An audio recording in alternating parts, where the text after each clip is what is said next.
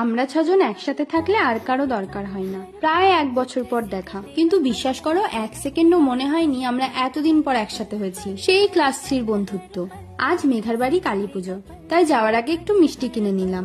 তার আগে যাচ্ছি তাতুর বাড়ি।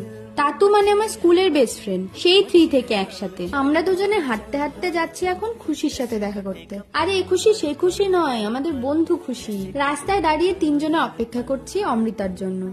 যদিও আমাদের অনেক আগেই পৌঁছে যাওয়ার কথা ছিল, এত তাড়াতাড়ি বেরিয়ে পড়েছি যে অমৃতার আসারই সময় হয়ে গেছে। তাই ভাবলাম সবাই একসাথেই যাওয়া যাক। পৌঁছে ঠাকুর প্রণাম করলাম। তারপর শুরু হলো হাসাহাসি, গল্প, ছোটবেলার স্মৃতি, নাচা গানা, কত কি। বিসর্জনের আগে ঠাকুর বরণ হলো। একটু দূরেই বিসর্জন হবে, তাই আমরা আর কেউ গেলাম না। কিন্তু আমরা তো চুপচাপ বসে থাকতেই পারি না, তাই শুরু হলো ট্রুথ ডেয়ার খেলা। তারপর হাসাহাসি, প্র্যাঙ্ক কল, হই হুল্লোড়, কত কি। শেষমেশ প্রসাদ খেতে এলাম।